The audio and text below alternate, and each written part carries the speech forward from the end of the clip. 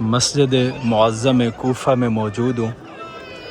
سامنے مسجد کے اس کونے میں وہ محراب ہے جہاں 19 رمضان کی فجر کو روح نماز کو حالت سجدہ میں غدیر کے غداروں نے شہید کیا۔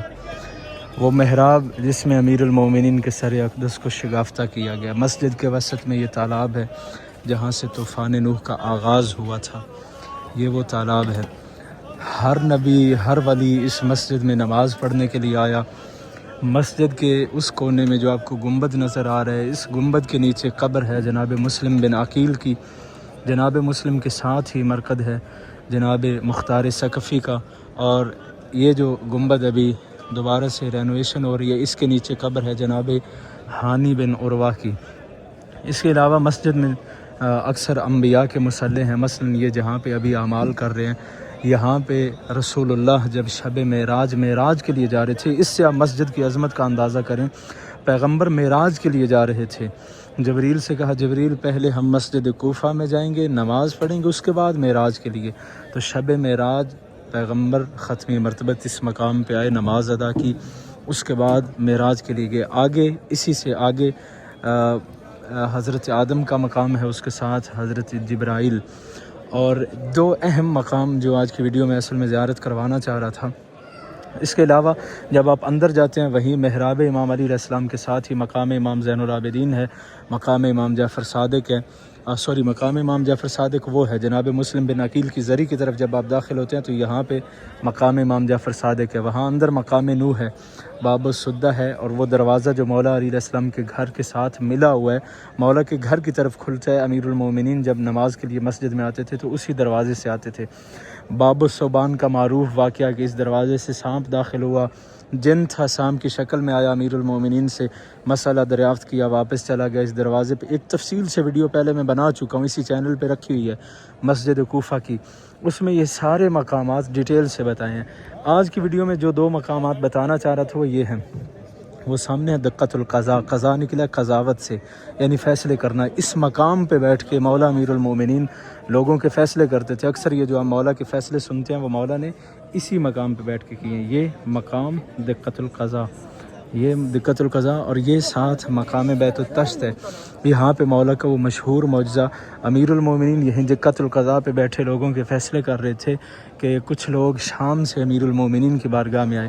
ان کے ساتھ ایک کنواری لڑکی تھی جس کی ابھی شادی نہیں ہوئی تھی لیکن وہ حاملہ ہو چکی تھی۔ اس مقام پہ بیت التشت پہ مولا کا یہ معجزہ ہوا تھا۔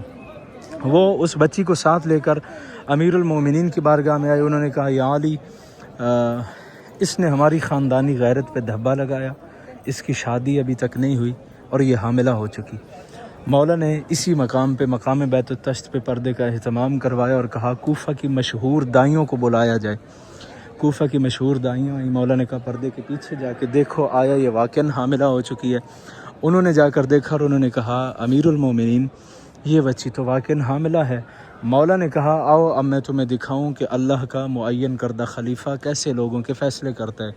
امیر المومنین نے ممبر پہ بیٹھے اسی دقت القضاء مقام پہ امیر المومنین نے بیٹھے ہوئے اپنا ہاتھ دراز کیا۔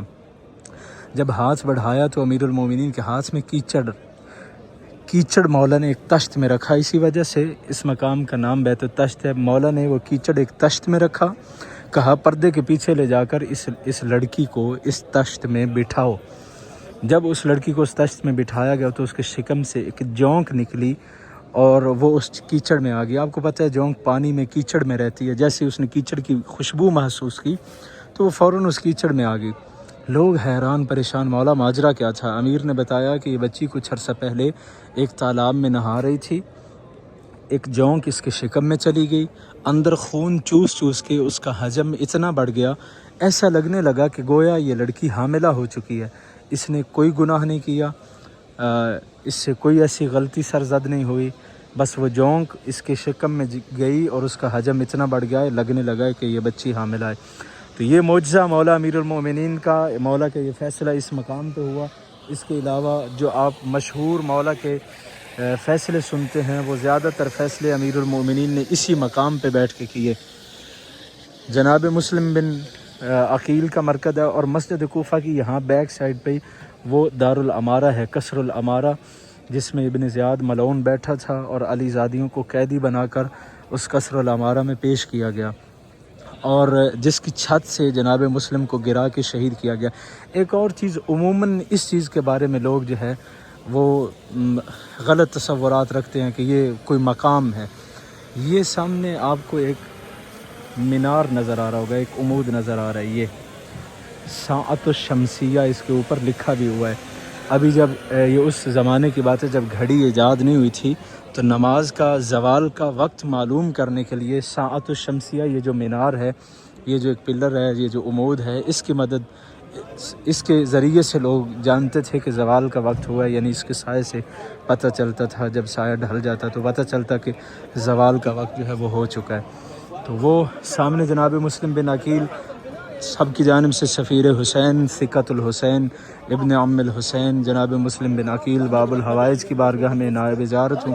السلام علیکم یا مسلم ابن عقیل، دعا گو ہوں باب الحوائج جناب مسلم بن عقیل آپ سب کو ان مقدس مقامات کی زیارت نصیب فرمائیں۔ یہ ہے مسجد کوفہ کی خوبصورتی، اور مسجد کوفہ میں اگر پروردگار آپ کو سعادت دے اور موقع ملے تو 19 رمضان کی فجر کو مسجد کوفہ میں زندگی میں ایک دفعہ ضرور آئیں۔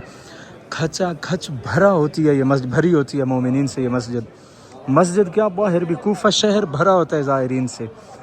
19 رمضان کی فجر کی صرف اذان سننے کے لیے لوگ آتے ہیں مسجد کوفہ میں، اور ایک لمحے کے لیے تصور کریں 19 رمضان بوقت فجر، جب اسی محراب میں جہاں مولا کو زخمی کیا گیا، جب مؤذن کہتا ہوگا اشہد ان امیر المؤمنین و امام المتقین علی ولی اللہ، جیسے ہی علی ولی اللہ کی صدا بلند ہوتی ہے، مسجد کی روشنیاں تبدیل کر دی جاتی ہیں، روشنیاں ایک لمحے کے لیے لائٹ سے بالکل آف ہوتی ہیں، پھر سرخ روشنیاں، اور ہر طرف سے یا علی لبیک یا علی کی صدائیں۔